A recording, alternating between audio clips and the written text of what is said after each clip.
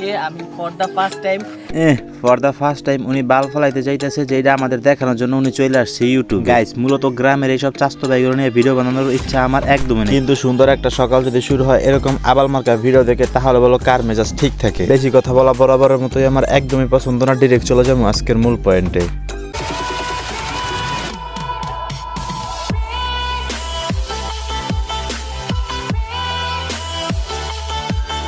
ওকে, কি অবস্থা সবার, তা কেমন আছো সবাই? আজকের মূল টপিকটা হলো এই গ্রামের আবাল মার্কা ইউটিউবারকে নিয়ে। একে ইউটিউবার বললে ভুল হবে, এ হচ্ছে গ্রামের চাস্তো ভাই, কাজ কাম নাই, তাই কি করবে ইউটিউবে এসে আবলামি সাবলামি করতেছে।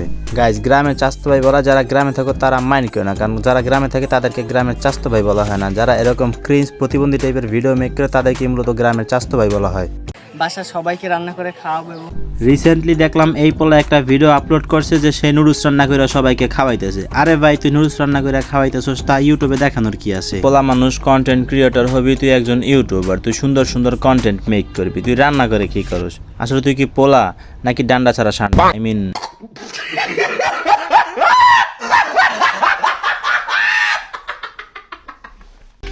গাইস, ছোটবেলায় হয়তো সবাই কম বেশি পোলিও টিকা নিয়েছো, কারণ পোলিও টিকা ছিল আমাদের জন্য খুবই গুরুত্বপূর্ণ। ছোটবেলায় সুই দেখলে ভয় পাইতাম, তাই টিকা নিতে চাইতাম না, কিন্তু আম্মু জোর কইরা এই টিকা নেওয়াই দিছিল।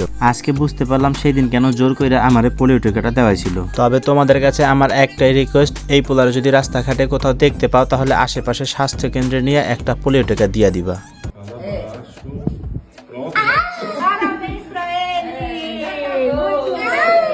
গাইস, আমি মানে ফর দ্য ফার্স্ট টাইম বানাইছি এবং মাহিন্দা তো রিভিউ দিচ্ছে। আসলে সবাই রিভিউ দিচ্ছে, অনেক ভালো হয়েছে।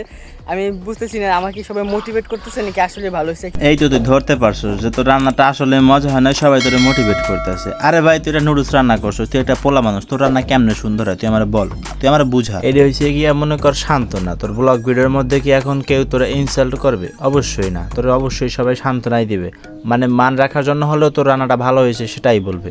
তুই এক কাজ কর, এসব ব্লগ ভিডিও বানানো বাদ দিয়ে তুই রাস্তার পাশে একটা ফুডকার্ট দোকান দে, এতে আর কিছু হোক বা না হোক তোর কিছু টাকা ইনকাম তো হবে। এখন মনে কর তোর কাছে অপশন দুইটা, হয় একটা পোলিও টিকা নে, না হলে ফুডকার্ট দোকান দে। আমার মনে হয় তোর পোলিও টিকা নেওয়াই বেস্ট হবে, কারণ ফুডকার্ট দোকান দিবি, তুই এসব আজে বাজে রান্না করে খাওয়াবি আর পাবলিক তোর উদুম কেলানি দিবে। বিষয়টা দেখতে একদমই ভালো দেখাবে না, একজন ইউটিউবার পাবলিকের হাতে মাইর।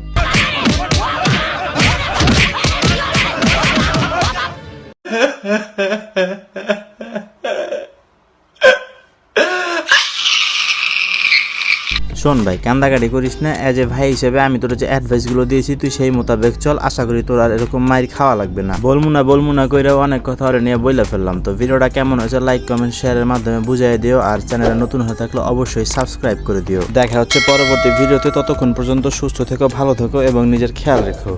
আল্লাহ হাফেজ গাইস।